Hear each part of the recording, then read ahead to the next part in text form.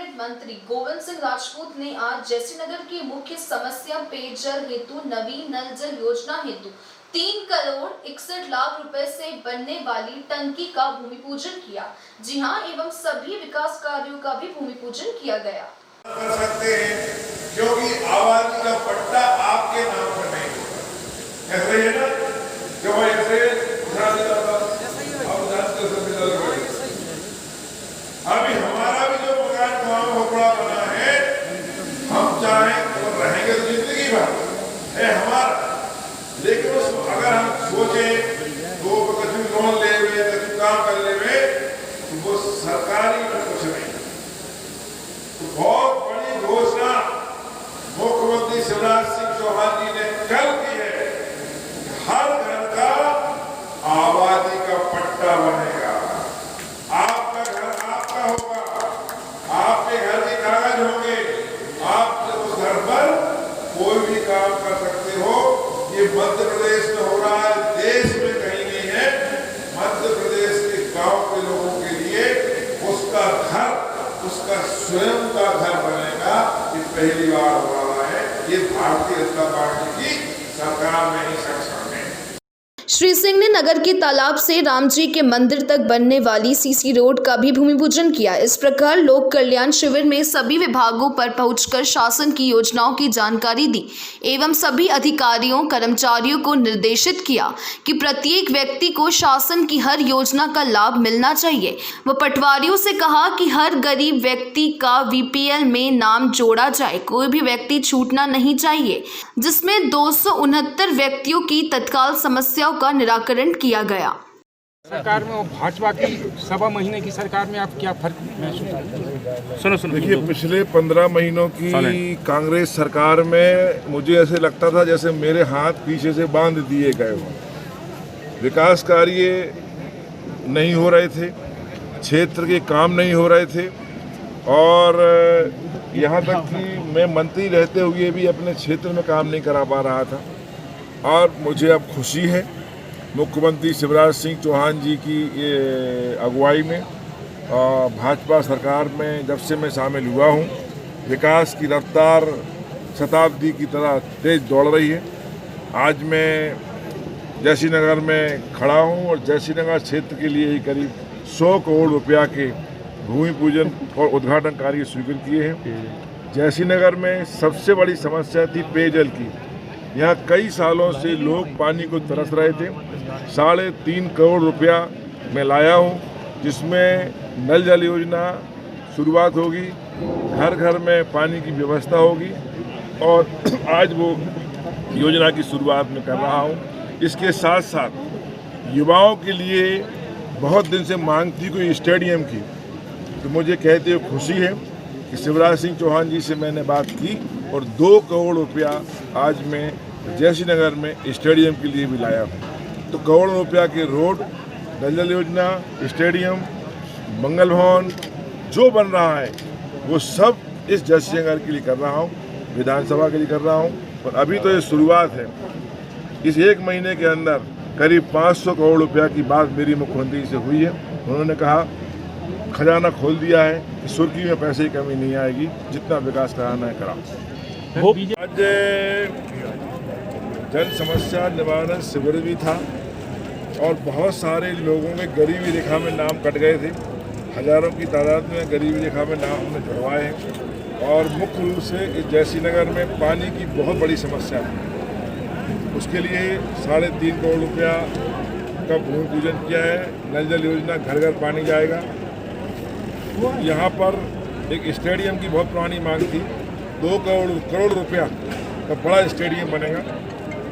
और यहाँ सब मिला के आज करीब 125 करोड़ रुपया के भूमि पूजन हुए हैं। जो विकास का पहिया कांग्रेस सरकार में रुक गया था, वो विकास का पहिया शिवराज सिंह सरकार में, वो मेरे दोबारा भाजपा सरकार के मंत्री बनने के बाद अब दौड़ रहा है। और मुझे लगता है कि अगले 3 साल में सुर्खी में विकास न केवल दिखेगा, बल्कि जो जो योजनाओं की भूमि पूजन हमने किए हैं वो सब बनकर पूरे हो जाएंगे और लोगों को लगेगा कि हाँ विकास शुरू हुआ है। शिवराज सरकार की पिछली रिजीम में जो सुर्खी और बरेरा को नगर पंचायत बनाया था, पर कमलनाथ सरकार ने उस नोटिफिकेशन को खारिज कर कमलनाथ दिया। सरकार ने रोक दिया था, बेलहरा और सुर्खी नगर पंचायत की घोषणा की थी, पर कांग्रेस सरकार ने उन पर रोक लगा दी थी। लेकिन मैं जल्दी ही मुख्यमंत्री शिवराज सिंह चौहान जी से मेरी बात हुई है और सुर्खी और बेलहरा नगर पंचायत पुनः बनेगी। और जैसी नगर वालों ने आज नगर पंचायत की बात रखी है, मैं मुख्यमंत्री शिवराज सिंह चौहान तक पहुँचाऊँगा और मुझे विश्वास है कि मेरी बात को अनदेखा नहीं करेंगे और जल्दी ही एक घोषणा भी जैसी नगर में नगर पंचायत की होगी। तो कॉलेज की भी यहाँ की बहुत पुरानी कॉलेज की मांग बहुत पुरानी सुर्खी में है। एक कॉलेज कहीं मिलेगा, वो बात वहाँ चल रही है और मुख्यमंत्री जी आएंगे तो एक कॉलेज जरूर चलेंगे। जितने विकास काम रुके हुए थे और आप अभी करा रहे हैं, और अभी देखिए, 2-3 मैंने महीने पहले का कहा समय कि है। गवर्नर, नई गाड़ी का गवर्नर बांध दिया जाता है तो वो 60 की रफ्तार से आगे नहीं बढ़ती है। कमलनाथ सरकार में हर मंत्री का गवर्नर बांध दिया गया था कि 40-60 के आगे नहीं बढ़ना। अब शिवराज सिंह चौहान की सरकार में गवर्नर खुल गया है, 100 की रफ्तार से गाड़ियाँ दौड़ रही हैं, हर मंत्री के हर विधायक के काम हो रहे हैं। हमारे यहाँ मैं मेहनत करके प्रयास करके अभी पिछले माह 200 करोड़ रुपया लाया, आज 100 करोड़ रुपया लाया। ऐसा मुझे लगता है कि 400-500 करोड़ रुपये का काम अकेले सुर्खी विधानसभा में होंगे। ये बहुत बड़ी उपलब्धि है सुर्खी क्षेत्र के लिए और सारे लोग खुश हैं कि आप कांग्रेस छोड़ भाजपा में आए। भाजपा सरकार में काम होते हैं, जनता देख रही है। जो अभी शिवराज मंत्रिमंडल का विस्तार हुआ है, इसमें अब कैबिनेट का विस्तार हुआ है, नए विभाग मिल रहे हैं मंत्रियों को, तो आपके पास यही विभाग रहेगा कि आपकी और कोई पसंदीदा विभाग? विभाग देना मुख्यमंत्री का अधिकार क्षेत्र होता है। जो भी विभाग देंगे, मैं तो काम करना चाहता हूँ, विभाग नहीं देखता, मैं काम करता हूँ। अब अभी भी देखिए, मैं सहकारिता और खाद्य मंत्री हूँ, तो मेहनत की, मुख्यमंत्री जी का आशीर्वाद रहा, सहयोग रहा, अधिकारियों की टीम रही, तो सारे मध्य प्रदेश ने पूरे देश में गेहूं खरीदी में नाम रोशन किया। मुख्यमंत्री जी ने खूब मुझे बधाई दी और आज हम पूरे देश में पंजाब से ऊपर पहुंच गए हैं खरीदारी में और गेहूं का उत्पादन करने में। कल जैसे जुमलेबाजी चल रही थी, टाइगर कहा था सिंधिया जी ने, उनका जवाब दिया हुआ कमलनाथ जी ने और दिग्विजय सिंह ने, लेकिन सेकंड लाइन के नेता भी जो है कटाक्ष कर रहे हैं महाराज को। उसको किस तरीके से देखते हैं? सज्जन सिंह वर्मा ने भी कटाक्ष किया, या सेकंड लाइन और थर्ड लाइन के जो कांग्रेस के नेता हैं वो भी अपनी लाइन क्रॉस करते हुए दिख रहे हैं और बड़े नेता बन रहे हैं। कांग्रेस के नेता मैं देख रहा हूँ कुछ दिन से बहुत बड़बोले हो गए हैं। वो ये भूल गए हैं कि उन्हें भी चुनाव में जाना है, तो जनता उनके बड़बोलेपन भी सुन रही है।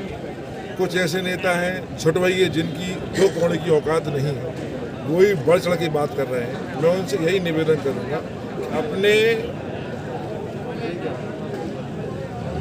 जितनी उनका क्या शब्द का है, उसका कद है, उस कद के अनुसार बात करें। उसके आगे बात करने में कोई पचाता भी नहीं। इसलिए मान सम्मान की बात होना चाहिए, बात करो, कटाक्ष करो, पर एक उसमें सम्मान झलकना चाहिए। अगर सम्मान तोड़ोगे तो कल आपका सम्मान भी टूटेगा। जनता किसी को छोड़ने वाली है। जैसी नगर से मनीराम विश्वकर्मा की रिपोर्ट। उज्जैन में बजरंग सेना द्वारा महाकाल की सवारी के मार्ग परिवर्तन न करने हेतु परंपरागत तरीके से सवारी निकालने हेतु उज्जैन कलेक्टर आशीष सिंह को ज्ञापन सौंपा गया।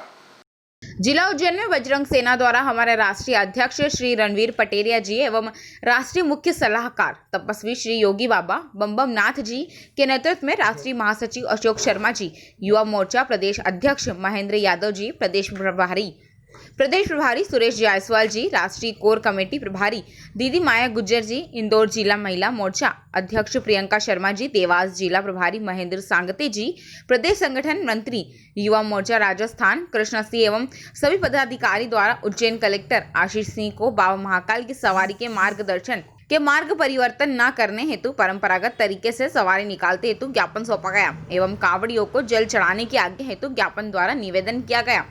मार्ग उनका यात्रा मार्ग जो छोटा कर दिया गया है, हम उसके कारण यहाँ आंदोलन करने आए। माननीय कलेक्टर आशीष सिंह जी को आवेदन देने आए थे, ज्ञापन देने आए थे कि जो हरि से हर का मिलन होता है, जो भगवान श्री कृष्ण भगवान हैं, जो गोपाल मंदिर पर महाकाल जी दर्शन करने जाते हैं, वो महाकाल जी की परिक्रमा मार्ग छोटा कर कर शिप्रा नदी पे स्नान करा के उनको वापस महाकाल लेके आने का जो इन प्रशासन ने आज ये मुहिम की है, ये गलत है, हमारे धर्म की हानि है। हम इस कारण यहाँ आंदोलन करने आए हैं। और जो कांवड़ियों को जल चढ़ाने की परमिशन नहीं दी जा रही है, 10,000 लोग को परमिशन है सावन के अंदर रोज दर्शन करने की, तो क्या 500 कांवड़िए जल चढ़ा नहीं सकते?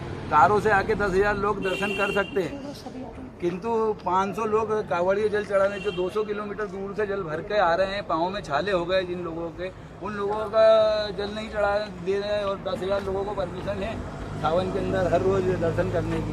तो हम ये चाहते हैं कि हमारे कांवड़िए भाइयों को भी दर्शन जल चढ़ाने के लिए परमिशन दी जाए और परिक्रमा मार्ग छोटा ना हो, महाकाल की सवारी का हरि से हर का मिलन जो सदियों से चला आ रही है, इस परंपरा को ना तोड़ा जाए। प्रशासन ने क्या आश्वासन दिया आपको? प्रशासन ने अभी हमसे ज्ञापन लेके रिसिप्ट हमको दी है, आश्वस्त किया है कि हम इसमें जल्दी 2 दिन के अंदर, क्योंकि चूँकि 2 दिन बाद ही सोमवार है, उसे जल्दी कार्रवाई करेंगे। अगर जल्दी कार्रवाई नहीं हुई तो हम उग्र आंदोलन करेंगे। उज्जैन कलेक्टर आशीष सिंह जी का और शिवराज सिंह जी का भी पुतला दहन कर सकते हैं हम। तो इसलिए हम नम्र निवेदन है कि हमारे धर्म की हानि ना हो। किस संगठन से हैं आप लोग? हम बजरंग सेना संगठन से, हमारे माननीय राष्ट्रीय अध्यक्ष रणवीर पटेरिया जी के नेतृत्व में आज हम यहाँ पर योगी बाबा बम नाथ जी के सानिध्य में हम यहाँ उज्जैन कलेक्टर जी को आवेदन देने आए थे। अपना पद और साथ का नाम? मैं महेंद्र यादव, बजरंग सेना युवा मोर्चा प्रदेश अध्यक्ष, हमारे राष्ट्रीय महासचिव अशोक शर्मा जी, हमारे राष्ट्रीय प्रभारी हमारे सुरेश जायसवाल जी, आप सभी इंदौर से आए हैं क्या?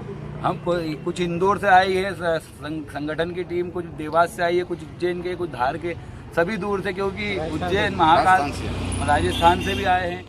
रिपोर्टर आशीष शर्मा। कौशाम्बी जिले के नगर पंचायत अजुआ के वार्ड क्रमांक 2 अंबेडकर नगर मैदान बस्ती मोहल्ले में स्वच्छ भारत मिशन के तहत नगर पंचायत द्वारा बनवाया जा रहा सामुदायिक शौचालय का टेंडर अधिशासी अधिकारी अजुआ सूर्य प्रकाश गुप्ता के अनुसार अन्नपूर्णा एंटरप्राइजेस अजुआ को मिला था, जिसके टैंक के ऊपर कमरे की छत डालने के महज कुछ घंटे में ही वह जमींदोज हो गई, जिसके साथ टैंक की छत भी जमींदोज हो गई, जिससे टैंक के अंदर पहले से बिछी पेयजल की पाइपलाइन भी फूट जाने से मोहल्ले के लोग पीने के पानी के लिए भी तरसते हैं। आप लोग स्वयं देखिए कि किस प्रकार घटिया निर्माण सामग्री का प्रयोग इसके निर्माण में ठेकेदार द्वारा किया जा रहा था।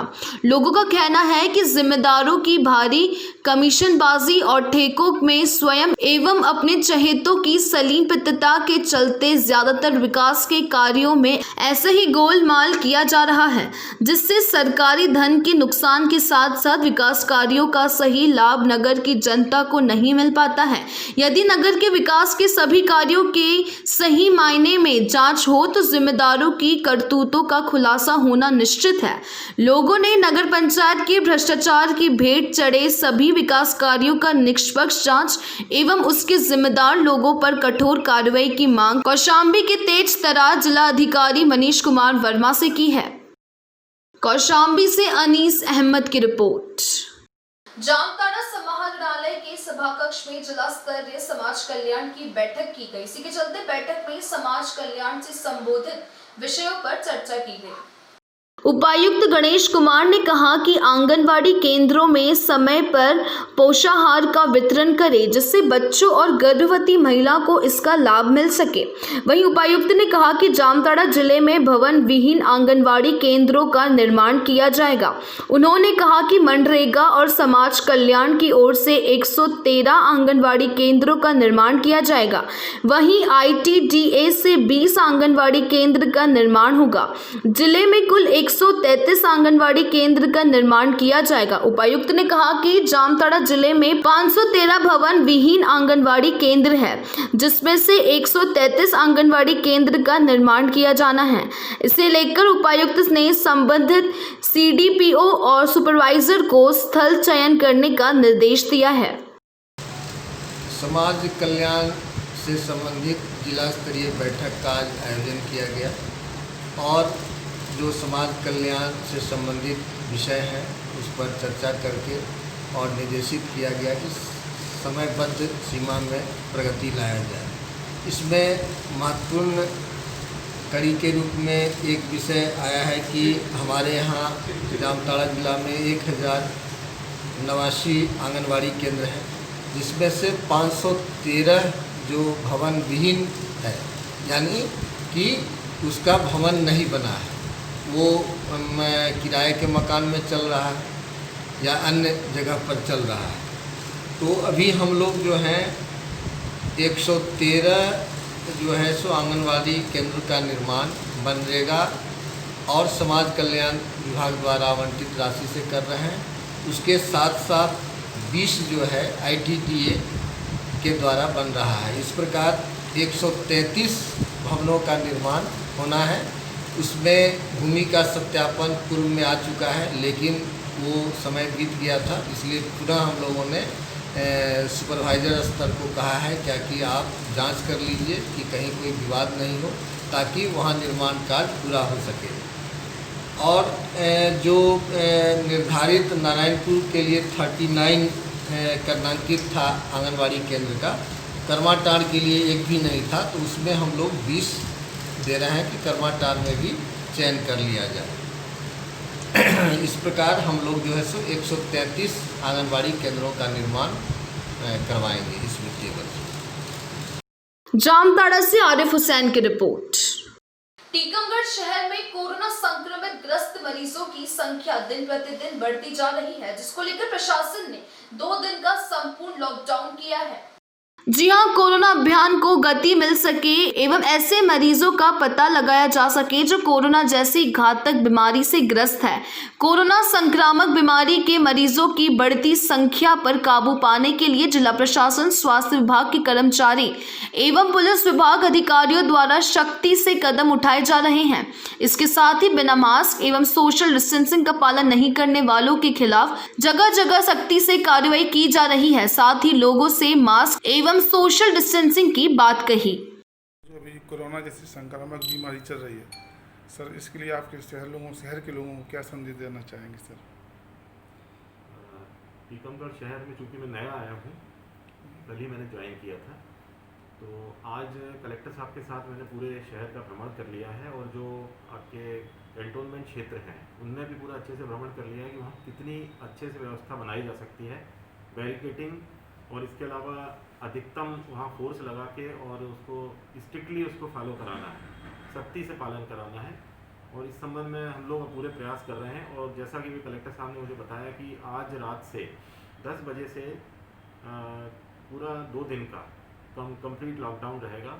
उस दौरान हमारी जो पेट्रोलिंग मोबाइल है पुलिस की पूरे मुंह में राउंड लेती रहेंगी, फिक्स पिकेट लगे रहेंगे और लोगों से पूरा निवेदन किया जाएगा हमारे नागरिकगण से कि इसका पूरा सहयोग करें और इस अच्छी सी व्यवस्था बनाएं जिससे अपने को ये संक्रमण जो फैल रहा है ये पूरा इस पर नियंत्रण रखा जा सके और एक अच्छा मैसेज जाएगा इसमें। हम लोग पूरा मेहनत करके इसको इम्प्लीमेंट कराएंगे, ये हमारा पूरा प्रयास है। पहला प्राथमिकता हमारी कोरोना की रोकथाम में शासन के मतलब जो दिशा निर्देश आ रहे हैं केंद्र सरकार के, राज्य सरकार के, उनका पूरा सख्ती के साथ उनका पालन कराना है जिससे कि ये नियंत्रण इसको किया जा सके। सर, तहसील लेवल पे भी देखा जा रहा है, तहसील लेवल भी संक्रामक व्यक्ति हैं, तो उनको सर कैसे बचा सकते हैं? वहाँ भी हम लोग कर रहे हैं संबंधित। अभी मीटिंग में शीघ्र ही लेने वाला हूँ, मैं 1 दिन के अंदर ही मीटिंग लूँगा, उनको भी अपने पुलिस के स्टाफ को, थाना प्रभारियों को और उनके नीचे वालों को सबको ये मैसेज कर दूँगा कि पूरा इसमें जो हमारा कर्तव्य है उसका पूरा पालन किया जाए और कैसे अच्छी से अच्छी व्यवस्था बनाना है ताकि ये इस पर पूरी तरह से नियंत्रण किया जा सके। टीकमगढ़ से सूरज सोनी की रिपोर्ट। फिरोजाबाद समाजवादी पार्टी के जिला अध्यक्ष DP यादव के नेतृत्व में कानपुर में शहीद हुए पुलिस के जवानों को मुआवजा देने की मांग के साथ ही अपराधियों को सख्त सजा देने की मांग की गई। इस दौरान सुभाष तिराहे पर धरना प्रदर्शन करते हुए सरकार के खिलाफ जमकर नारेबाजी की गई। यही नहीं, कार्यकर्ता बस के आगे सड़क पर लेटकर भी प्रदर्शन करते हुए न्याय की मांग कर रहे थे। जिलाध्यक्ष DP यादव ने कहा कि सुभाष तिराहे पर हम धरना प्रदर्शन करने बैठे हैं। भाजपा सरकार में जिस तरह पुलिसकर्मियों की कानपुर में हत्या हुई है, नेताओं का कहीं ना कहीं अपराधियों को संरक्षण है। जो अपराधी 302 का मुलजिम है खुलेआम संपर्क में आ रहे हैं। 8 पुलिसकर्मी, एक सीओ सहित बीते दिन खत्म हुए हैं। 2 की सूचना आज मिली है, 10 लोग खत्म हुए हैं। ये एक निंदनीय घटना है। आज तक जब से देश आजाद हुआ है इतनी बड़ी घटना नहीं हुई है। पुलिस के ऊपर इतना बड़ा हमला हो सकता है तो आम आदमी कहाँ सुरक्षित है? न्याय नाम की चीज नहीं रह गई है। हम समाजवादी पार्टी द्वारा पूर्ण रूप से संघर्ष को तैयार है। हम समाजवादी पार्टी पूर्ण रूप से संघर्ष के लिए तैयार है। एसडीएम सदर राजेश कुमार ने कहा कि जानकारी करने पर ज्ञात हुआ कि समाजवादी पार्टी के लोग कानपुर की घटना को लेकर ज्ञापन देने आए हैं। बिना सूचना के जो धरना दिया गया है उसको लेकर कार्रवाई की जाएगी। इस दौरान महामहिम को संबोधित ज्ञापन डीएम के नाम बिगड़ती कानून व्यवस्था को लेकर एसडीएम सदर को दिया गया। समाजवादी पार्टी के लोग कार्यकर्ताओं ने सुभाष तरह पर धरना दिया। 100 से अधिक कार्यकर्ता हैं। क्या मांगे नहीं इनकी? और ये ऐसा है, अभी मैं यहाँ से गुजर रहा था तो मैंने भी देखा कि कुछ लोग यहाँ पे सुभाष किराए पे बैठे हुए थे। जानकारी करने पर ज्ञात हुआ कि ये लोग समाजवादी पार्टी के जिलाध्यक्ष के नेतृत्व में यहाँ कानपुर में जो पुलिसकर्मी शहीद हो गए हैं उस घटना के विरोध में यहाँ पर ज्ञापन देने के लिए आए थे। ज्ञापन इनसे प्राप्त कर लिया गया है और एसएचओ उत्तर को निर्देशित किया गया है कि जो भी इनके द्वारा धारा 144 के बाद यहाँ पर इकट्ठा होकर ये इस तरीके से धरना प्रदर्शन किया गया है इसमें नियमानुसार कार्रवाई करें। कोई परमिशन नहीं है इनके पास, मेरी जानकारी में कोई परमिशन नहीं है। उसी के लिए एसएचओ उत्तर को कहा गया है कि जो इन्होंने इस तरीके से बिना किसी सूचना के यहाँ पर धरना देकर ज्ञापन दिया गया है इसके खिलाफ नियमानुसार कार्रवाई करेंगे। बैठे हुए हैं, कहाँ बैठे हुए हैं? आखिर कारण क्या है बैठने का? इस समय हम फिरोजाबाद में सुभाष तिराहे पे बैठे हैं और हमारा कारण ये है कि भारतीय जनता पार्टी की सरकार में जिस तरह से 10 पुलिसकर्मियों की कानपुर में हत्या हुई है इसकी हम लोग भर्त्सना करते हैं। और भारतीय जनता पार्टी के जितने भी नेता हैं इसमें कहीं न कहीं नेताओं का अपराधियों को संरक्षण प्राप्त है और संरक्षण के तहत जो अपराधी 302 का मुलजिम है और खुलेआम लोगों से संपर्क में आ रहा है। उसके बाद पुलिस की टीम पे एक अधिकारी सीओ, 2 एसएचओ और चौकी इंचार्ज आदि पुलिसकर्मी, इस घटना में 8 पुलिसकर्मी कल ही खत्म हुए थे मौके पे। 2 की सूचना आज मिली है तो 10 पुलिस के अधिकारी और पुलिस के सिपाही मिलकर 10 लोग खत्म हुए हैं। ये एक निंदनीय घटना है। आज तक उत्तर प्रदेश में जब से देश आज़ाद हुआ है आज तक इतनी बड़ी घटना कभी नहीं हुई और इसे उत्तर प्रदेश की सरकार हल्के में ले रही है। कहीं किसी भी तरह की कोई व्यवस्थाएं आप देख रहे हैं कि पुलिस को इतनी बड़े तो आम आदमी कहाँ सुरक्षित है? क्या पुलिस के ऊपर इतनी बड़ा हमला हो सकता है? इसमें पुलिस के लोगों को इतनी बड़ी ट्रेजरी हुई है और आम आदमी अब यहाँ प्रदेश में लोग त्रस्त हैं और भारतीय जनता पार्टी के समाजवादी पार्टी के साथी यहाँ इसी बात के लिए धरने में बैठे हैं कि अब न्याय नाम की चीज़ नहीं रह गई है।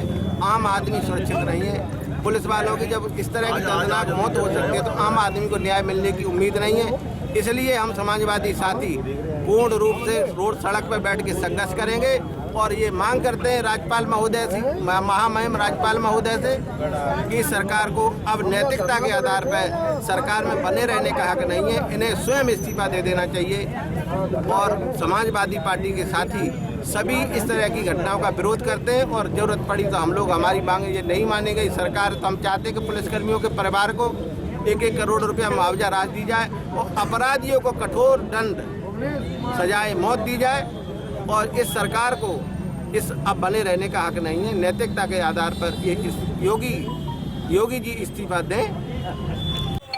आज किस वजह से धरना दिया गया, वजह क्या रही? देखिए, कल जिस तरीके की कानपुर में घटना हुई, 8 पुलिसकर्मी जिसमें सीओ साहब, एसएचओ साहब, एक चौकी इंचार्ज और अन्य सिपाही जिनकी हत्या कर दी गई। इस सरकार में अपराधियों को संरक्षण जिस तरह दे रखा है, जब राज्य की पुलिस ही सुरक्षित नहीं है तो आम जनमानस किस तरह सुरक्षित रहेगा? इसीलिए हम समाजवादी पार्टी के लोगों ने कल सभी शहीदों को, वीर शहीदों को श्रद्धांजलि अर्पित की थी और आज सभी ने धरना देकर के यहाँ पर एसडीएम साहब को माननीय राज्यपाल महोदय के नाम ज्ञापन किया। फिरोजाबाद से संवाददाता शेरे नब्बी की रिपोर्ट। दुमका शिकारीपाड़ा थाना क्षेत्र के पत्थर औद्योगिक क्षेत्र में स्थित क्रशरों से प्रतिदिन सैकड़ों की संख्या में पत्थर चिप्स लेकर ट्रक बिहार एवं अन्य प्रदेशों में जाते हैं। जी हां, लॉकडाउन में दिए गए छूट के बाद फिर से पत्थर औद्योगिक क्षेत्र गुलजार हो चुका है।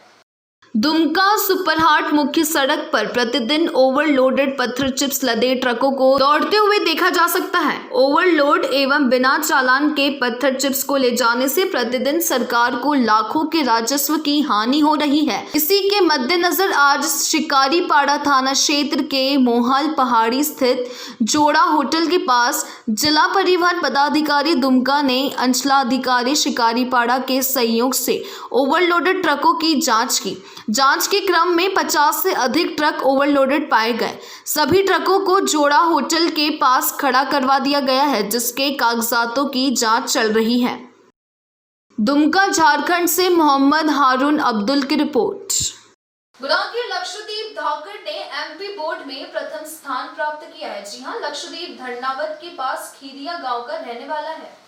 आपको बता दें कि लक्षद्वीप अपने परिवार के साथ गुना रहकर पढ़ाई करते हैं, जिसके साथ यहाँ पर उसकी मम्मी और एक बहन रहती है। लक्षद्वीप ने शुरू से ही गुना के modern children higher secondary school में ही पढ़ा है। मध्य प्रदेश में एमपी में प्रथम स्थान पाने पर लक्षद्वीप धाकड़ ने गुना का नाम रोशन किया है। लक्षद्वीप के माता पिता एवं बहन एवं समस्त परिवार ने बधाई देते हुए आशीर्वाद दिया। Bureau report, news 24 express. नगर परिषद पिछोर में हाई स्कूल की परीक्षा में आरफा बानो ने 91% अंक प्राप्त किए हैं एवं दूसरे स्थान पर मुरली लाल शर्मा ने 90% अंक प्राप्त किए। छात्रा आसफा बानो ने 91% अंक प्राप्त किए हैं। बच्ची ने बताया कि मैं आईपीएस बनना चाहती हूं और मैंने कक्षा 10वीं की परीक्षा में लगभग 10 से 12 घंटे पढ़ाई की है, जो कि शासकीय कन्या हायर सेकेंडरी स्कूल में अध्ययन करती थी। और दूसरा स्थान सौरभ शर्मा पुत्र मुरारी लाल शर्मा ने 90% अंक प्राप्त किए हैं। छात्रा का कहना है कि मैं डॉक्टर बनना चाहता हूँ। वह ideal public higher secondary school में अध्ययन करता था। दोनों छात्र छात्राओं ने नगर में बच्चों की प्रथम और द्वितीय स्थान आने पर हर्ष व्यक्त हुआ है। इन बच्चों के माता पिता द्वारा बताया गया कि बच्चों ने और उनके शिक्षकों द्वारा मेहनत की गई है। इसी की मेहनत का फल उनको मिला है।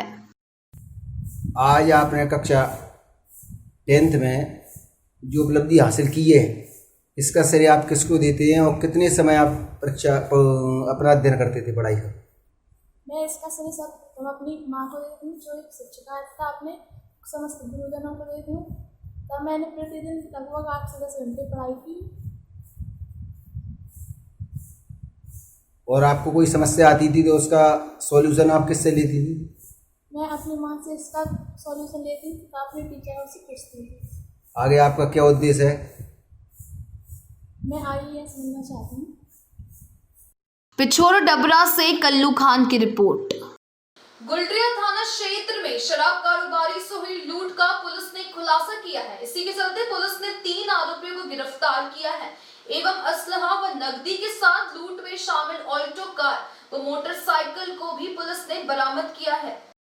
एवं वर्तमान में इन सभी के पास असलहा भी है, जो किसी बड़ी वारदात को अंजाम दे सकते हैं। सूचना पर विश्वास कर मुखबिर को साथ लेकर माई टीम के साथ संस्कार पब्लिक स्कूल के पास पहुंचे। वहां पहुंचकर चारों तरफ से घेराबंदी कर आने वाले सभी वाहनों का इंतजार करने लगे। तभी सामने से एक 4 पहिया गाड़ी की रोशनी दिखाई दी, जिसके पीछे एक बाइक भी चल रही थी। पास आने पर पुलिस ने सड़क पर आकर टॉर्च की रोशनी से रोकने का प्रयास किया तो कार व मोटरसाइकिल पर सवार 4 व्यक्ति उतरकर भागने लगे। जिन्हें दौड़ते हुए रोकने का प्रयास किया गया तो पुलिस वालों को निशाना बनाकर फायर करते हुए भागने लगे, जिसके उपरांत पुलिस वालों द्वारा भी अपने आप को बचाते हुए एक साथ दबिश देकर चारों तरफ से घेर कर 3 बदमाशों को पकड़ लिया गया, किंतु इनका एक साथी अंधेरे का फायदा उठाकर भागने में सफल रहा। मैं एक शराब की दुकान गुलरिया थाना अंतर्गत सरैया में थी, जिसपे बदमाशों ने 4,62,000 रुपये लूट लिए थे। उस शराब की एक आध पेटी भी ले गए थे। उस प्रकरण का जो है खुलासा करने में आज हमें क्राइम ब्रांच और गुलरिया पुलिस को जो है बहुत अच्छी सफलता प्राप्त हुई है। इस प्रकरण में जो है 3 अभियुक्तों को गिरफ्तार किया गया है, एक अभियुक्त फरार है। इन तीनों अभियुक्तों का जी ये अच्छे अपराधी हैं, इनका अच्छा खासा आपराधिक इतिहास है और बरामदगी की गई है जो है 75,000 कैश की। घटना में प्रयुक्त मोटरसाइकिल की, एक कार की और बाकी सारी चीज़ें बरामद करके इनको जेल भेजा जा रहा है। इस घटना में और भी लोग शामिल थे? इस घटना में एक अभियुक्त शामिल था जिसकी हम लोग अभी तलाश है और इसकी गिरफ्तारी नहीं हो सकी। तो इसका मास्टरमाइंड कौन? ये तीनों ही मास्टरमाइंड है। वैसे जो है इसमें जो छोटू यादव है, शराब की दुकान पे लूट करनी है, स्पेशली इसी का प्लान था। उस दुकान की रेकी करना या जो है वहाँ से लूट की जा सकती है, तो इस घटना में ये लीड यही कर रहा था। सर इनका कोई पुराना भी आपराधिक इतिहास? हाँ, इनके पुराने आपराधिक इतिहास हैं लूट के, और यही नहीं जो है कुशीनगर जनपद में भी है। एक विश्वास तिवारी जो इसमें अभियुक्त है, इस पे जो है अरौली थाना अरौली जनपद कुशीनगर में भी लूट का मुकदमा पंजीकृत और वहाँ से ये वांछित भी चल रहा था। गोरखपुर से अमित कुमार की रिपोर्ट। खबरों का सिलसिला लगातार जारी रहेगा। आगे की खबरों के लिए देखते रहिए न्यूज़ 24 एक्सप्रेस। नमस्कार।